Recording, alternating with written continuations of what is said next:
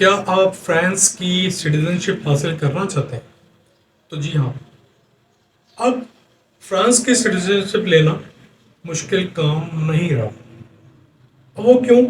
कि दूसरे कंट्रीज के मुतालिक फ्रांस की पॉलिसी, इमिग्रेशन पॉलिसी, और क्योंकि आबादी यूरोप की कम है, तो फ्रांस ने एक स्टेप आगे जाते हुए इन्वेस्टमेंट, क्योंकि पूरी दुनिया में जो इन्वेस्टमेंट हो रही है, जो कि सिटीजनशिप हो रही है या लॉन्ग टर्म रेजिडेंस परमिट्स मिल रहे हैं, वो सिर्फ आपको इन्वेस्टमेंट की बुनियाद पे मिल रहे हैं।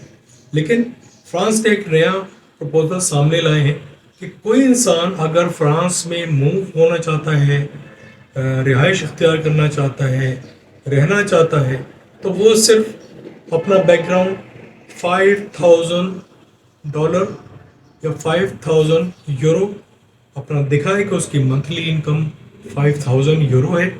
और दूसरी सूरत में अगर वो फैमिली के तौर पर जाना चाहता है तो वो 10,000 यूरो दिखाए, और ये 10,000 यूरो लागू होंगे 4 मेंबर्स ऑफ फैमिली के ऊपर, मतलब वो खुद और 3 other members of the family.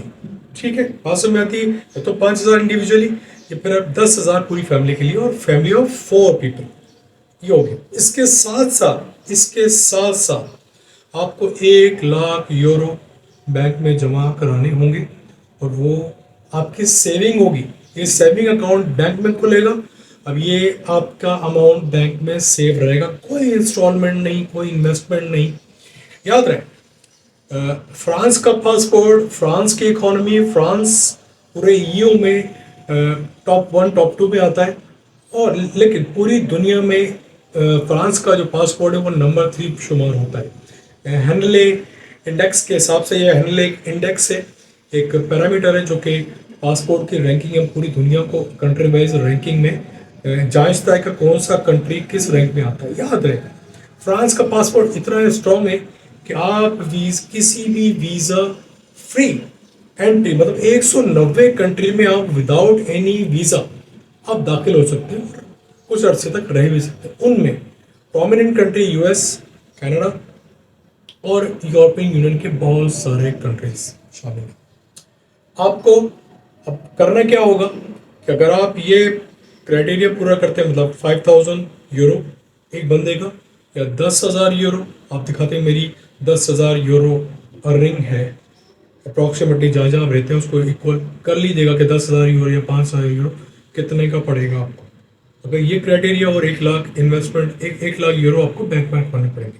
अगर ये क्राइटेरिया 3 पॉइंट का क्राइटेरिया या 2 पॉइंट का क्राइटेरिया में आपकी प्री रिक्वायरमेंट पूरी होती है, तो आप अपनी लोकल जहाँ आप रहते हैं फ्रेंच एम्बेसी से कॉन्टेक्ट करें। आपका सिलसिला फ़ौरन शुरू हो जाएगा। इनिशियली आपको कुछ अरसे के लिए वीज़ा दिया जाएगा, वो वीज़ा आपको फ्रांस जाने के लिए काफ़ी होगा। वह जैसे ही आप पहुँचते हैं, आप अथोराइज ऑफिस से कॉन्टेक्ट करेंगे, और कॉन्टेक्ट करने के फ्यू मंथ्स के अंदर अंदर आपको लॉन्ग टर्म वीज़ा, मतलब 5 साल का वीज़ा आपको अलॉट हो जाएगा in terms of residential permit. अब वहाँ आराम से 5 साल रह पाएंगे। जो बच्चे स्टूडेंट हैं उनको स्कूल कॉलेजिंग मिल जाएगी, और जो लोग रह रहे हैं या फिर कोई कारोबार करना चाहते हैं, आगे चलने जाते हैं, या जॉब करना चाहते हैं, तो वो अपनी जॉब, कारोबार और वगैरह वगैरह सब कुछ स्टार्ट कर सकते हैं। दूसरी बात, 5 साल के बाद आप या तो लॉन्ग टर्म रेजिडेंशियल परमिट के लिए अलाउ हो जाएंगे, रिक्वायरमेंट आपकी पूरी हो जाएगी, या आप सिटीजनशिप के लिए अप्लाई कर पाएंगे। अब याद रहे, यहाँ से दो डाइवर्शन मिलती है 5 साल गुजारने के बाद। यही रूल स्टूडेंट का, कि स्टूडेंट 5 साल गुजारने के बाद अपनी सिटीजनशिप अप्लाई कर सकते हैं। अब याद रहे, सिटीजनशिप का पूरा प्रोसेस मुकम्मल होने में 1 साल लगता है। अब 1 साल मतलब 3 महीने में भी हो सकता है, 6 महीने में भी हो सकता है, और 9 महीने में भी हो सकता है।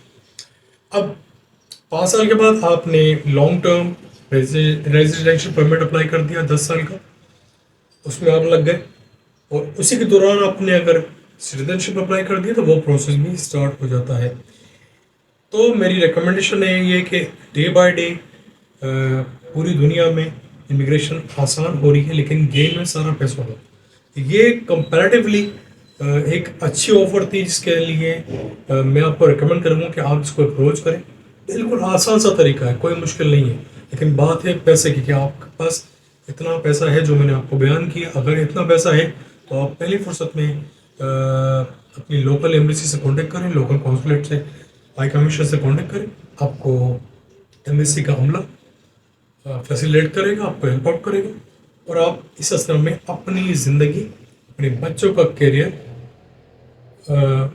बेहतर बना पाएंगे। ये एक न्यूज़ थी। आने वाली न्यूज़ के अंदर एक और वीडियो बनाने वाला हूँ जिसके अंदर मैं आपको 7 वो कंट्रीज़ जहाँ पे आप अपने बच्चों को बेहतरीन से बेहतरीन तालीम किन किन कंट्रीज़ में दिला सकते हैं। तो बने रहिए और इस किस्म की बेहतरीन न्यूज़ के लिए आप इस चैनल को सब्सक्राइब करें और एंड तक वीडियो देखें ताकि आपको बात समझ में आ सके।